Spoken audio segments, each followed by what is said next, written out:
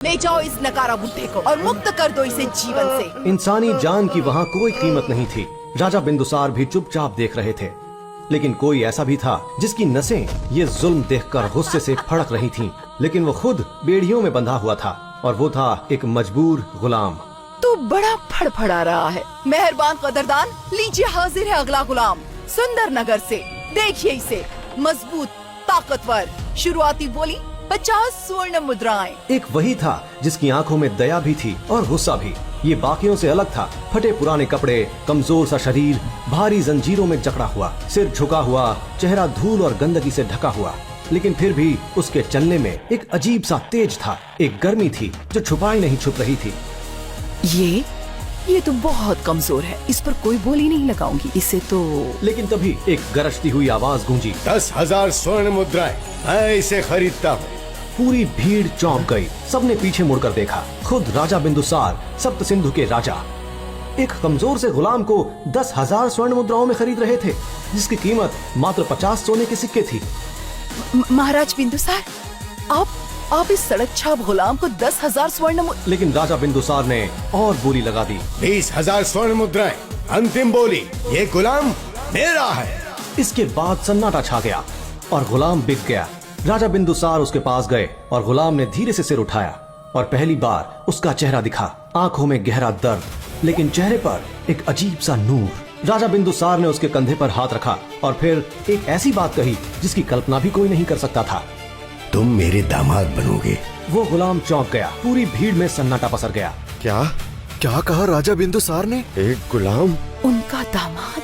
आखिर क्या देखा राजा बिंदुसार ने उस गुलाम में? कौन है वो गुलाम और क्यों चाहते हैं राजा बिंदुसार अपनी बेटी मणिकर्णिका की शादी एक गुलाम से करवाना? राजकुमारी, राजा बिंदुसार ने आपके लिए एक वर चुन लिया है। मणिकर्णिका की आंखों में चमक आ गई। उन्हें लगा आखिरकार उनके पिता ने किसी राजकुमार को हाँ कर दी है।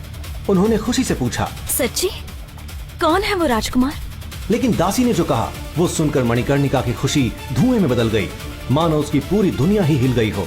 राजकुमारी, वो कोई राजकुमार नहीं है, वो एक गुलाम है। ये सुनते ही मणिकर्णिका ने हाथ में पकड़ा शीशा गुस्से से तोड़ दिया। उसका चेहरा लाल हो गया। गुस्सा, अपमान, सब एक साथ। वो तेज कदमों से आंखों में आग लिए राजा बिंदुसार के पास गई और बोली, ये क्या मजाक है पिताजी? एक गुलाम? आप मेरी शादी एक गुलाम से करवाना चाहते हैं? मेरे लिए राजकुमारों की लाइन लगी हुई है और आप मेरा रिश्ता एक गुलाम से करवा रहे हो? कौन बाप अपनी बेटी के साथ ऐसा करता है? मेरा फैसला अंतिम है मणिकर्णिका, तुम्हारी शादी उसी गुलाम से होगी। नहीं, मैं नहीं करूंगी, बिल्कुल नहीं। मैं किसी गुलाम से शादी कभी नहीं करूंगी। राजा बिंदुसार ने गुस्से में आकर अपना फैसला सुनाया। अगर तुम शादी से मना करती हो तो मैं तुम्हें अपनी सारी जायदाद से बेदखल कर दूंगा। तुम्हें एक फूटी कौड़ी भी नहीं मिलेगी। मणिकर्णिका की सांस अटक गई। उसकी मुट्ठियां भिज गई, आंखों में आंसू आ गए। उसे फिर उस गुलाम से शादी करने के लिए मानना ही पड़ा। मैं मान तो जाऊंगी पिताजी, लेकिन इसके लिए मैं आपको कभी माफ नहीं करूंगी। मणिकर्णिका की योजना साफ थी, गुलाम से शादी करो, पिता की दौलत लेकर उस गुलाम को रास्ते से हटा दो। और कुछ दिन बाद मणिकर्णिका आभूषण खरीदने बाजार गई। उसके साथ था वो गुलाम नील, यानी कि उसका होने वाला पति। लेकिन मणिकर्णिका उसे पति नहीं, बस एक नौकर समझती थी। बाजार पहुंचने से पहले मणिकर्णिका ने नील को उसकी औकात दिखाते हुए कहा, तुम बाहर ही रहना, अंदर मेरी सहेलियां होंगी, उनके सामने आने की हिम्मत भी मत करना। सिर्फ पिताजी की वजह से तुम्हें साथ रखती हूँ। अभी तो शादी तय हुई है, अभी से अपने आप को मेरा पति मत समझना। हाँ। फिर मणिकर्णिका गुस्से से अंदर चली गई। थोड़ी देर बाद नील ने देखा मणिकर्णिका अपनी पैसों की थैली बग्घी में ही भूल गई थी। नील ने सोचा चलकर दे दूं। वो अंदर गया। उसे देखते ही एक सहेली ने रुककर पूछा, ये कौन है मणिकर्णिका? तुम्हारा नौकर? मणिकर्णिका ने घूम कर देखा। नील को वहाँ देखकर उसकी आंखों में गुस्सा फूट पड़ा। लेकिन इससे पहले कि वो कुछ बोलती, नील ने आगे बढ़कर सीधा साफ आवाज में कहा, नहीं, मैं मणिकर्णिका का होने वाला पति हूँ। पूरी दुकान में सन्नाटा छा गया और फिर सभी सहेलियां हंसने लगीं जोर जोर से। ये तुम्हारा होने वाला पति? मणिकर्णिका, तुम्हारे लिए तो राजकुमारों की लाइन लगी है। ये कौन है? मणिकर्णिका का चेहरा लज्जा और गुस्से से लाल हो गया। सबके सामने उसे अपमानित महसूस हो रहा था। उसने तेज कदमों से नील की ओर बढ़कर गुस्से से चीखते हुए कहा, तुम्हारी हिम्मत कैसे हुई अंदर आने की? मैंने कहा था बाहर रहने को। निकलो यहाँ से अभी। नील ने थैली आगे बढ़ाई। धीमी आवाज में बिना किसी गुस्से के उसने कहा, ये तुम्हारी पैसों की थैली तुम बग्गी में भूल गई थी। मुझे नहीं चाहिए कुछ भी, निकलो यहाँ से। नील चुपचाप बाहर आ गया। अंदर मणिकर्णिका की सहेलियां अब भी हंस रही थीं। तभी एक सहेली शुभांगी मणिकर्णिका के पास आई और उसने कहा, सुनो मणिकर्णिका, 2 दिन बाद शाही जश्न है ना मृत्युंजय महल में। वहाँ सुंदर नगर के राजकुमार राजदत्त भी आ रहे हैं।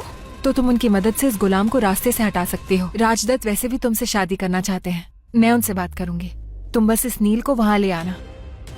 और उस शाम नील अकेला चल रहा था। उसके दिमाग में एक ही बात घूम रही थी, मणिकर्णिका उससे शादी नहीं करना चाहती, वो उसे अपमानित महसूस करवाती है, तो फिर ये रिश्ता क्यों जबरदस्ती। नील ने फैसला किया। उसने कदम बढ़ाए राजा बिंदुसार के कक्ष की ओर। राजा बिंदुसार अपने कक्ष में बैठे थे। नील ने प्रवेश किया, राजा को प्रणाम किया और फिर उसने कहा, महाराज, मैं मणिकर्णिका से शादी नहीं कर सकता। उन्हें मुझसे शादी नहीं करनी। कृपया उनकी जबरदस्ती मुझसे शादी ना करवाएं। राजा बिंदुसार ने नील को देखा और फिर कहा, तुम क्या चीज हो नील? ना वो मणिकर्णिका जानती है और ना ही तुम, या जानबूझकर अपनी सच्चाई छिपा रहे हो। तुम ज्यादा परेशान मत हो, शादी तो मणिकर्णिका को तुमसे ही करनी पड़ेगी। आखिर ऐसा क्या जानते थे बिंदुसार नील के बारे में जो खुद नील भी नहीं जानता था। और 2 दिन बाद आ गया शाही जश्न का दिन। नील सुनो, मुझे आज एक जश्न में शामिल होना है। तुम भी मेरे साथ चल रहे हो। अपने कपड़े ठीक कर लो, हमें थोड़ी देर में निकलना है। मणिकर्णिका की ये बात सुनकर नील के चेहरे पर मुस्कान आ गई।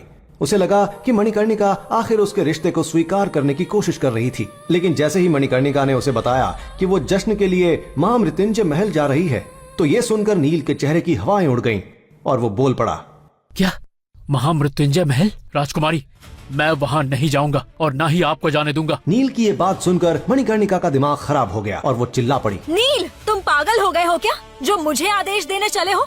राजकुमारी, मैं आपको आदेश नहीं दे रहा हूँ, बल्कि आपको आगाह कर रहा हूँ।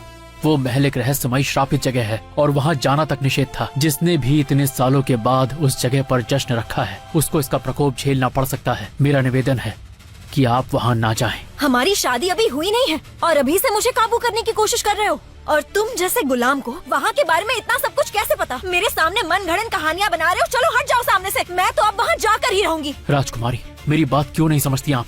ठीक है, अगर आपकी यही इच्छा है तो चलिए, लेकिन एक बात अच्छे से समझ लीजिए, वहाँ हर पल मेरे साथ ही रहिएगा। मणिकर्णिका नील की ये बात सुनकर मन ही मन बोली, पास रहूं और इसके मेरी बला से। बहुत होशियार बन रहा है, इसकी होशियारी वहाँ जाकर निकालती हूँ। राजदत्त के साथ मिलके आज इसका खेलना खत्म कर दिया तो मेरा नाम भी मणिकर्णिका नहीं। थोड़ी ही देर बाद नील और मणिकर्णिका उस जश्न के लिए निकल गए और जब उनकी बग्घी एक विशाल दरवाजे के पास आकर रुकी तो मणिकर्णिका की आंखें चमक उठीं, क्योंकि सामने था डरावनी खूबसूरती से परिपूर्ण महामृत्युंजय महल। जैसा कि नील ने बताया था, ये सच में बहुत रहस्यमयी और असाधारण दिख रहा था। 1000 कमरों वाला, जिसकी दीवारें रात में चमकती थीं, जिसके फंवारे सोने और चांदी के थे, जिसके बगीचे में दुर्लभ फूल खिलते थे और जो सिर्फ चांदनी रात में खिलते थे। बड़े बड़े राजा महाराजा, अमीर व्यापारी सब आज यहाँ उपस्थित थे, लेकिन किसी को नहीं पता था कि आज की रात बहुत काली होने वाली है। वहीं एक ओर जहाँ मणिकर्णिका महामृत्युंजय महल की खूबसूरती निहार रही थी, वहीं उसके पीछे खड़ा नील उसे निहार रहा था। खूबसूरत रेशमी कपड़ों में गहनों से सजी हुई, चेहरे पर चांद सी चमक थी कि तभी महल के अंदर घुसने के लिए वो आगे बढ़ी। द्वार पर खड़े विशाल सैनिकों के झुंड ने जब उसे देखा तो तुरंत रास्ता दे दिया और सम्मान से झुक गए। मणिकर्णिका बिना नील के अंदर चली गई, लेकिन जैसे ही नील अंदर जाने लगा, एक सैनिक ने हाथ आगे करके उसे रोका। रुक, तू कहाँ जा रहा है? नील ने सैनिक को देखा और शांत आवाज में बोला, मैं राजकुमारी मणिकर्णिका के साथ आया हूँ। देखो इसे, राजकुमारी के साथ। तू तो एक गुलाम है और यहाँ गुलामों की जगह नहीं, भाग जा यहाँ से। सैनिकों ने नील को धक्का दिया और हंसने लगे, उसका मजाक उड़ाया। नील चुपचाप खड़ा रहा, कुछ नहीं बोला। लेकिन तभी एक आवाज गूंजी, क्या हो रहा है यहाँ? महल का मुख्य अधिकारी आया, लंबा प्रभावशाली व्यक्ति। उसने सैनिकों को देखा, फिर नील को देखा और जैसे ही उसकी नजर नील के चेहरे पर पड़ी, आंखें फैल गईं, चेहरा सफेद पड़ गया। मुख्य अधिकारी धीरे धीरे कांपते कदमों से नील के पास आया और फिर पूरी भीड़ के सामने वो नील के सामने झुक गया। क्षमा करें, मुझे नहीं पता था, कृपया आप अंदर पधारें। सैनिक हैरान रह गए, भीड़ में खड़े लोग फुसफुसाने लगे। नील खुद हैरान था, उसे समझ नहीं आया कि क्या हुआ, लेकिन मुख्य अधिकारी उसे सम्मान के साथ अंदर ले गया। नील अंदर गया और जो दृश्य देखा वो भव्य था। विशाल हॉल, सोने के झूमर, संगीत, नृत्य और बीच में मणिकर्णिका एक युवा राजकुमार के साथ बातें कर रही थी। वो राजकुमार था राजदत्त, सुंदर नगर का राजकुमार, लंबा, सुंदर, शक्तिशाली, लेकिन उसकी आंखों में घमंड था, अहंकार था। राजदत्त ने नील को अंदर आते देखा। उसकी आंखों में चमक आ गई, एक क्रूर मुस्कान चेहरे पर फैल गई। उसने ऊंची आवाज में सबको सुनाते हुए कहा, तो यही है गुलाम जो तुम्हारा पति बनना चाहता है मणिकर्णिका। राजदत्त की बात सुनकर वहाँ मौजूद लोग हंसने लगे कि तभी राजदत्त मणिकर्णिका के करीब आकर शातिर आवाज में बोला, राजकुमारी तुम चिंता मत करो, आज मैं इसे इसकी औकात दिखा कर रहूंगा, लेकिन आपको अपना वादा भी निभाना होगा और इस नील का पत्ता साफ होते ही मुझसे शादी करनी होगी। राजदत्त की बात का मणिकर्णिका ने कोई जवाब नहीं दिया। वहीं इन दोनों की गलत नियत से अनजान जब नील मणिकर्णिका के पास गया तो राजदत्त ने उसे धक्का दे दिया।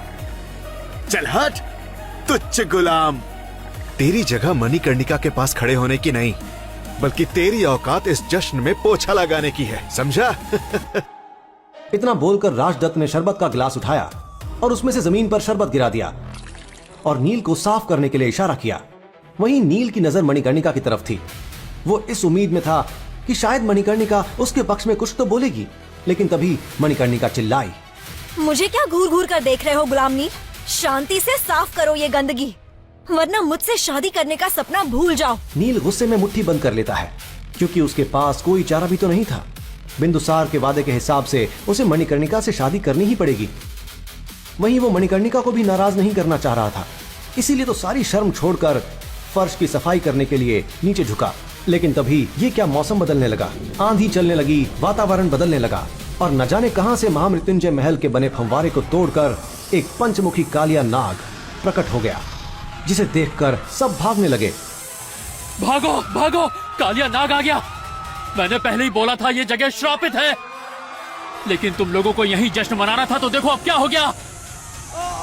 लो अब मनाओ जश्न। कालिया नाग ने एक एक करके सबको मारना शुरू कर दिया। वहीं मणिकर्णिका डर से कांप रही थी। उसे याद आई नील की बात, उसका आगाह करना, लेकिन वो खुद को कोस रही थी कि उसने नील की बात क्यों नहीं मानी। जहां वो इस सोच में डूब रही थी, उसने देखा ही नहीं कि पंचमुखी कालिया नाग उसकी ओर बढ़ रहा है और तभी वो चीख पड़ी, बचाओ! बचाओ! राजदत्त, कहाँ हो तुम? वो राजदत्त से मदद मांग रही थी, लेकिन राजदत्त तो खुद खंबे के पीछे छिप गया और वो वहां से ये भयंकर नजारा देख रहा था। और सब जानते थे कि वो कितना खुदगर्ज था। वो कहां अपनी जान जोखिम में डालकर मणिकर्णिका को बचाने वाला था।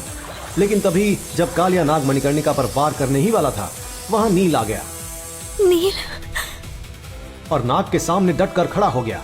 लेकिन तभी उसने ऐसा कुछ किया जिसे देख सबके पैरों तले जमीन खिसक गई। लोगों ने देखा कि नील कालिया नाग से बातें कर रहा है और फिर उसने फन पर जैसे ही हाथ रखा, कालिया नाग नतमस्तक हो गया। वो नील के चरणों में ऐसे लेट गया जैसे कोई दास अपने भगवान के चरणों में लेट जाता है। नामुमकिन, ये कैसे हो सकता है? ये इस गुलाम ने कैसे किया? सबकी बात को नजरअंदाज करके नील ने कुछ इशारा किया और उस इशारे को समझकर कालिया नाग वहां से चला गया और सब वापस पहले जैसा हो गया। वहीं ये सब देखने वाली मणिकर्णिका भी हैरान थी, लेकिन इससे पहले कि वो नील के बारे में कोई अच्छी धारणा बना पाती, उसे भड़काने के लिए राजदत्त वहां फिर आ गया और बोला, राजकुमारी, ये कोई बहरूपिया लगता है। ये हाथ की सफाई से छोटे मोटे जादू दिखाकर आपको खुश करने की कोशिश कर रहा है, पर मैं जानता हूँ आप जैसी होशियार लड़की इसके झांसे में नहीं आने वाली। शायद तुम सही कह रहे हो राजदत्त, मुझे लगता है कहीं ये सब इसी का किया धरा तो नहीं है। मणिकर्णिका की ये बात जब नील ने सुनी तो उसके चेहरे पर दर्द भरी मुस्कान आ गई और वो बोला, मणिकर्णिका, तुम्हें सच में ऐसा लगता है कि तुम्हारे करीब आने के लिए मैं तुम्हें खतरे में डालूंगा? नील की बात सुनकर एक पल के लिए मणिकर्णिका सन्न पड़ गई। उसे उसकी बातों में सच्चाई दिखाई दी, लेकिन इससे पहले कि मणिकर्णिका का दिल पिघलता, राजदत्त फिर बीच में आ गया। वाह वाह क्या बात है। तुझ जैसे गरीब भिखारियों को मैं अच्छे से जानता हूँ। लड़कियों को बहला फुसला कर उनके पैसों पर नजर रखते हो तुम लोग, और मौका मिलते ही फुर हो जाते हो। पर तू बड़ा आया शराफत दिखाने वाला। न जाने तेरा बाप कैसा होगा, और न जाने तेरी माँ कैसी होगी, और न जाने किस कटर से निकला होगा तू। बस इतना ही काफी था। नील की मुट्ठियां अपने आप भिंच गई और जबड़े कस गए। आंखों में आग जल उठी। उसने आगे बढ़कर गुस्से से गरजते हुए कहा, तेरी हिम्मत कैसे हुई? मेरे माँ बाप को बीच में लाने की। और उससे पहले कि कोई कुछ समझ पाता, नील ने राजदत्त को एक मुक्का मारा, इतना जोरदार कि राजदत्त 3 कदम पीछे जा गिरा। पूरे हॉल में सन्नाटा पसर गया। सब लोग नील को देखने लगे। तेरी इतनी हिम्मत कि तूने राजदत्त को हाथ लगाया। सिपाहियों, पकड़ लो इसको अभी। राजदत्त के सिपाही दौड़े। उन्होंने नील को पकड़ने की कोशिश की, लेकिन नील में तो कुछ अलग ही था। वो लड़ा, उसने सबको धूल चटा दी। एक के बाद एक सिपाही गिरते गए। मणिकर्णिका ये सब देखकर चौंक गई। उसकी आंखें फैल गईं। ये गुलाम इतना शक्तिशाली कैसे हो सकता है? राजदत्त का चेहरा लाल हो गया। अपमान, गुस्सा, सब एक साथ। उसने अपनी जेब से एक छोटा सा बिगुल निकाला और फिर उसे बजाया। काले साए वाले पिंडारी, हाजिर हो। और फिर कुछ अजीब होने लगा। मौसम बदलने लगा, ठंडी हवा चलने लगी, रोशनी मध्यम हो गई और अंधेरे से धीरे धीरे आने लगे काले साए वाले पिंडारी। वो कोई सामान्य सिपाही नहीं थे। वो थे पिंडारी, जिनका आधा शरीर इंसानों का था और आधा खौफनाक। उनकी आंखें लाल और काली, उनकी आवाजें चीखों जैसी। वो प्राणी जो इंसान और राक्षस के बीच के थे। पिंडारी आए चारों ओर से। उन्होंने नील को घेर लिया और फिर एक झटके में उसे पकड़ लिया। इसे हम अपनी गुफा में ले जाएंगे और ऐसा सबक सिखाएंगे कि ये जिंदगी भर याद रखेगा। मणिकर्णिका ने आगे बढ़कर क्रूर मुस्कान के साथ ठंडी आवाज में कहा, मैं भी इसका हश्र देखना चाहती हूँ। मैं भी चलती हूँ। और नील को बग्घी में डाल दिया। पिंडारी, मणिकर्णिका और राजदत्त सब उसके साथ चल पड़े जंगल की ओर, जहां थी पिंडारियों की गुफा। घंटों की यात्रा के बाद बग्घी रुकी घने अंधेरे जंगल में। गुफा के सामने राजदत्त उतरा, मणिकर्णिका उतरी, पिंडारी उतरे और फिर उन्होंने बग्घी का दरवाजा खोला नील को बाहर निकालने के लिए। लेकिन बग्घी खाली थी, नील गायब था। क्या? ये कहाँ गया? नील कहाँ गया? ये कैसे हो सकता है? वो तो बग्घी में था। पिंडारी इधर उधर देखने लगे। सब हैरान थे, डरे हुए थे। तभी पिंडारी की मुखिया की नजर गई बग्घी की सीट पर। वहाँ एक ताबीज पड़ा था। मुखिया ने वो ताबीज उठाया और जैसे ही उसने देखा, उसका चेहरा सफेद पड़ गया, हाथ कांपने लगे, गला सूख गया, क्योंकि ताबीज पर बना था वायुपुत्रों का निशान। ये वायुपुत्र का ताबीज? नहीं, ये नहीं हो सकता। पिंडारी मुखिया की हालत खराब थी। वो पीछे हटने लगा, डर से कांपने लगा। राजदत्त ने पूछा, क्या हुआ? ये सिर्फ एक ताबीज है, तुम इतने डर क्यों रहे हो? पिंडारी ने कांपते हुए डर से भरकर टूटी आवाज में कहा, तुम नहीं जानते कि तुमने किससे पंगा ले लिया। वायुपुत्र, वो वायुपुत्र था। अगर वो चाहे तो हम सबको पल भर में खत्म कर सकता है। अरे बकवास मत करो, वो एक मामूली गुलाम। इतना खतरनाक? तू अपनी जान बचाने के लिए झूठ बोल रहा है क्या? नहीं राजकुमार, मैं सच कह रहा हूँ। अगर आपको जानना है कि नील कौन है तो सुनिए। उसके बाद पिंडारी ने नील की माँ के बारे में वो राज बताया जिससे खुद नील भी अनजान था। जब एक रानी ने अपने बच्चे को पैदा करने के लिए किसी भगवान का नहीं बल्कि एक शैतान का सहारा लिया। 10 साल में 5 बार गर्भवती और हर बार वही घटना। अब तो आपको उसके पास जाना ही पड़ेगा भाभी जी। आपका दिमाग ठिकाने पर तो है जो आप मुझे शैतान के आगे झोली फैलाने को बोल रहे हैं। ये कहानी है सुंदर नगर राज्य की। करीब 1200 साल पहले सप्त सिंधु के उत्तरी क्षेत्र पर सुंदर नगर का ही शासन था। सुख, समृद्धि और ऐश्वर्य से भरपूर सुंदर नगर पर सबकी नजर थी। लेकिन वक्त बदलते देर नहीं लगती। नियति के चक्र से न आम इंसान बच पाता है, न राजा और न ही कोई राज्य। अचानक राक्षसों की एक बड़ी फौज ने सुंदर नगर पर हमला कर दिया। वो लड़ाई इतनी भयानक थी कि पूरी धरती लाशों से ढक गई। राक्षसों ने सभी ताकतवर योद्धाओं को बेरहमी से मार डाला। कई प्रतिभाशाली युवाओं को तो वो जिंदा ही निकल गए। वो दृश्य इतना भयानक था कि उसके बारे में सोचकर ही किसी की भी रूह कांप जाए। अपनी तबाही का मंजर देखते हुए सुंदर नगर की उम्मीद तब जगी जब न जाने कहां से एक दिव्यात्मा प्रकट हुए। वो थे ऋषि भृगु। उन्होंने सभी राक्षसों को अपनी पवित्र श्वेत अग्नि से जलाकर भस्म कर दिया और सुंदर नगर को तबाह होने से बचा लिया।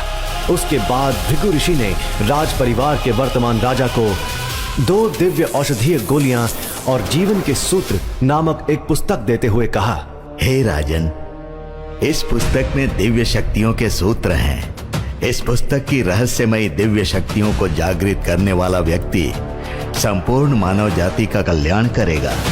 उनके द्वारा कहे गए ये शब्द बादलों में होती गर्जना की तरह पूरे क्षेत्र में गूंज उठे। तब से लेकर अब तक पीढ़ी दर पीढ़ी कई लोगों ने उस पुस्तक को पढ़ा, लेकिन कोई भी उसमें लिखे किसी भी तरह के दिव्य सूत्र को खोजने में सफल नहीं हुआ।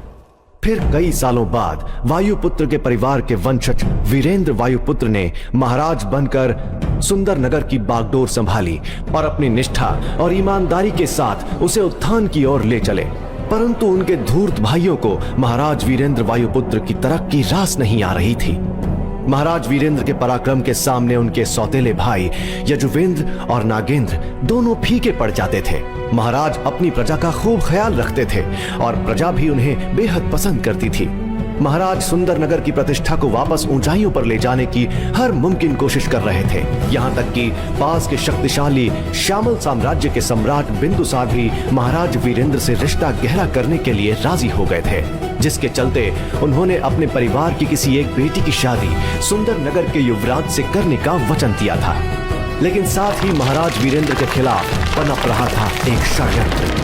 लालच और ईर्ष्या की आग में जलते दोनों भाई नागेंद्र और यजुवेंद्र कई सालों से महाराज के खिलाफ एक चाल चल रहे थे और आखिरकार वो दोनों महाराज वीरेंद्र को मार डालने का षड्यंत्र रचने लगे।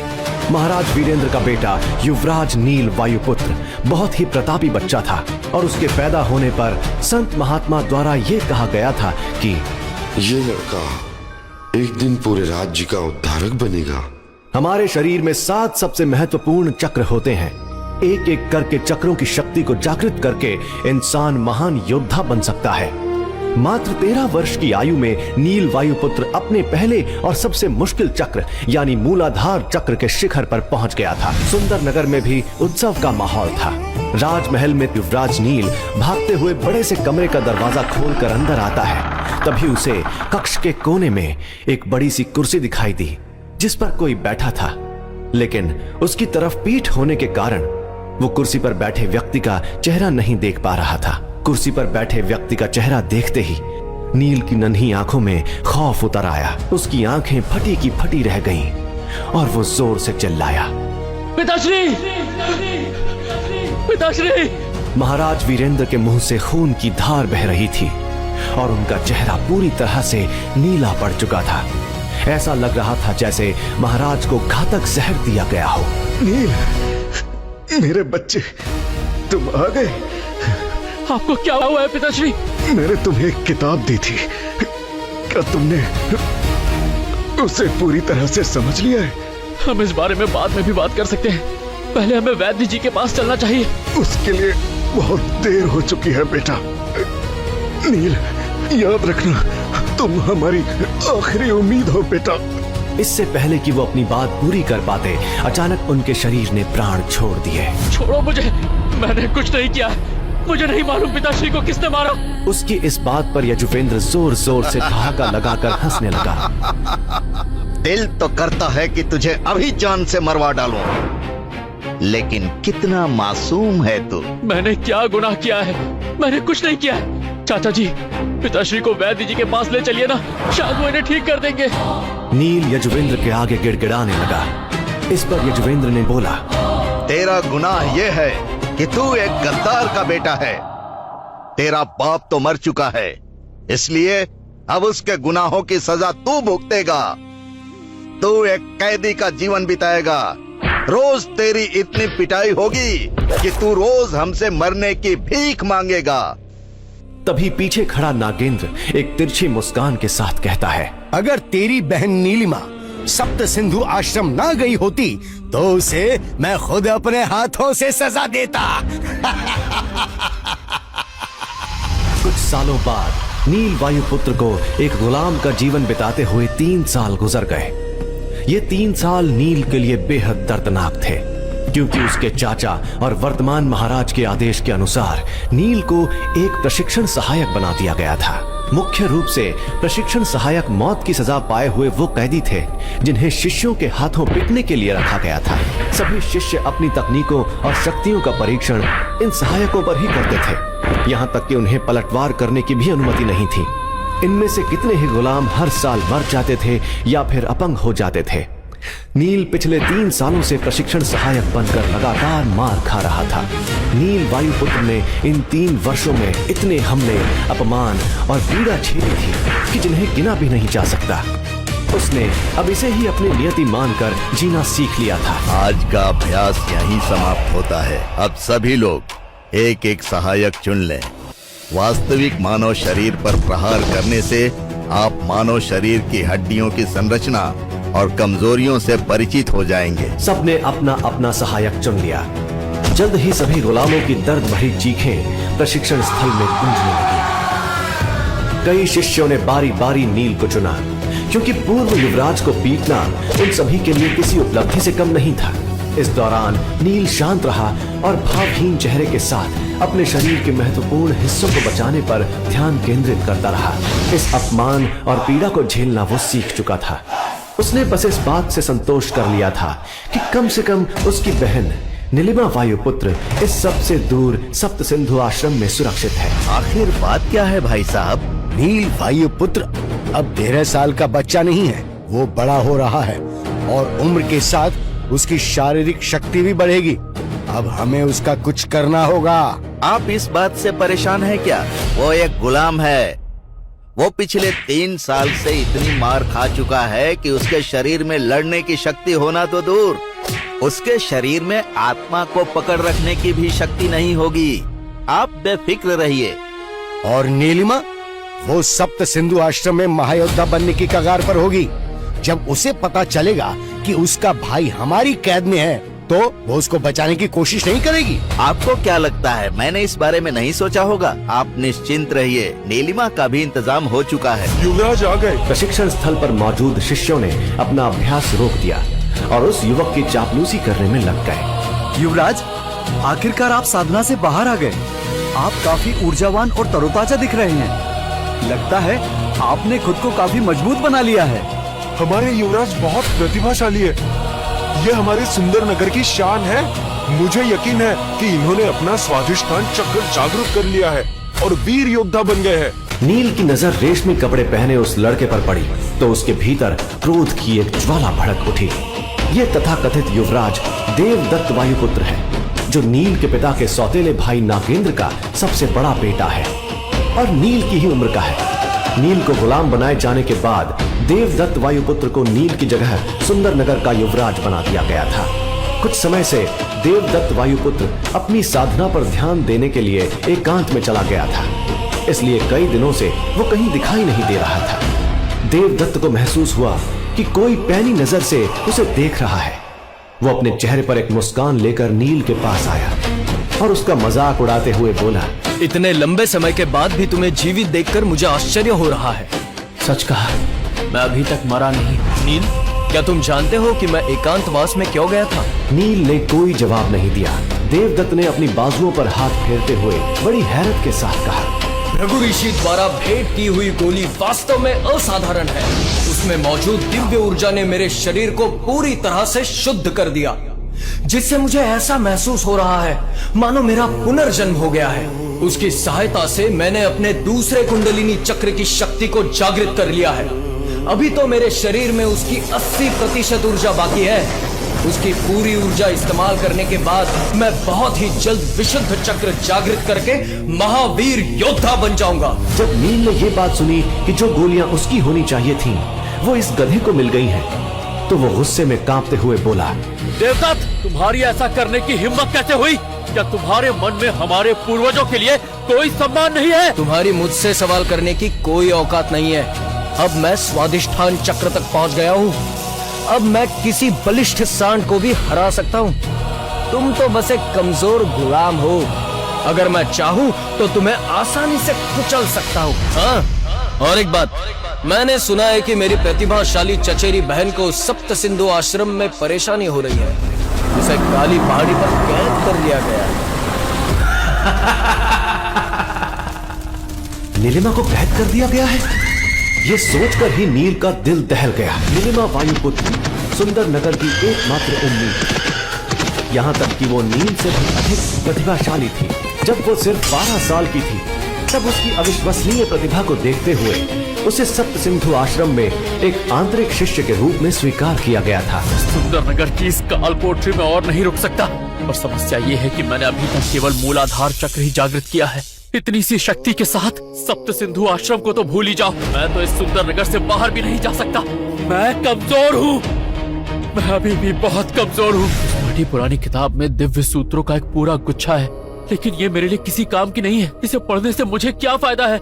जब से नील को अपनी बहन के बारे में देवदत्त से पता चला है, उसके सभी घाव मानो वापस हरे हो गए और उसकी यहाँ से निकलने की इच्छा एक बार फिर से तीव्र हो गई थी। उसने नाराजगी से किताब उठाई और उसे बीच से फाड़कर जला दिया। आग ने तुरंत अपना काम शुरू कर दिया और देखते ही देखते वो किताब जलकर राख हो गई। किताब को जलते हुए देखकर नील को होश आया और उसे अपने किए पर पछतावा हुआ। नील, तुम एक किताब पर गुस्सा क्यों निकाल रहे हो? इस पुस्तक ने भला क्या गलत किया है? समस्या तुम्हारी खुद की कमजोरी है। किताब में आग बहुत तेजी से लगी थी। जब तक नील को होश आया तब तक आग ने किताब को जलाकर राख कर दिया था। व्याकुल होकर नील ने राख के ढेर की ओर देखा कि शायद किताब के कुछ हिस्से अब भी सुरक्षित हों। अरे ये क्या है? नील ने राख को साफ किया और एक सुनहरी वस्तु को उसमें से बाहर निकाला। उसने जो पाया वो एक तरह के स्वर्ण पत्र के जैसा था। जब मैंने इस पुस्तक को पढ़ा था तो मैंने इस स्वर्ण पत्र पर ध्यान ही नहीं दिया था। जरूर इसे किताब के अंदर छुपाया गया होगा, लेकिन आखिर कोई इसे किताब के अंदर क्यों छुपाएगा? स्वर्ण पत्र पर बारीकी से कुछ अजीब से चिन्ह बनाए गए थे। जैसे ही नील ने उन चिन्हों पर अपना हाथ फेरा, स्वर्ण पत्र हजारों छोटे टुकड़ों में बिखर गया। फिर अचानक स्वर्ण पत्र के छोटे छोटे टुकड़े नील की त्वचा से चिपकने लगे। धीरे धीरे वो उसके चेहरे, आंखों, गर्दन, बाहों से होते हुए पैरों तक पूरे शरीर में फैल गए। कुछ ही देर में नील के शरीर का हर हिस्सा स्वर्ण पत्र के छोटे छोटे टुकड़ों से भरा हुआ था। जब स्वर्ण पत्र का आखिरी टुकड़ा भी नील के मस्तिष्क में चला गया तो उसके शरीर पर चिपके छोटे छोटे कण धीरे धीरे गायब हो गए। वो उसके शरीर के अंदर समा चुके थे। भृगु ऋषि द्वारा वरदान के रूप में दी गई जीवन के सूत्र नामक किताब को जब नील ने गुस्से में जला दिया तो उसकी राख में छिपे स्वर्ण पत्र के टुकड़े नील के शरीर से जुड़ गए और उसका शरीर बहुत तेज असहनीय गर्मी महसूस करने लगा। उस तीव्र पीड़ा में भी नील इस प्रक्रिया को समझने की कोशिश कर रहा था। उसके मन में एक अविश्वसनीय परिवर्तन हो रहा था। अचानक उसके मन में एक विशाल हांडी प्रकट हुई,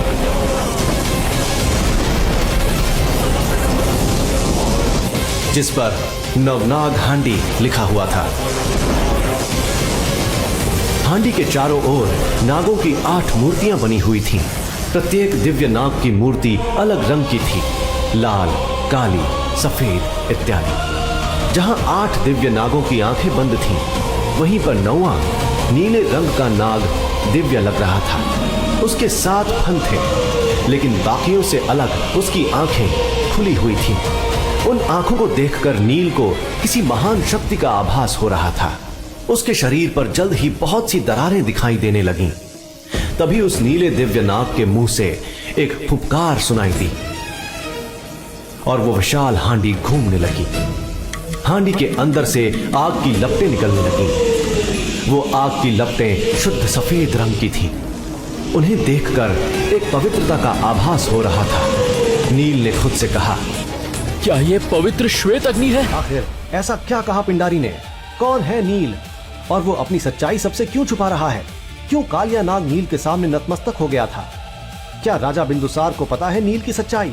इन सभी सवालों के जवाब जानने के लिए अभी डाउनलोड। आगे की कहानी जानने के लिए नीचे दिए गए लिंक से डाउनलोड करें पॉकेट FM ऐप।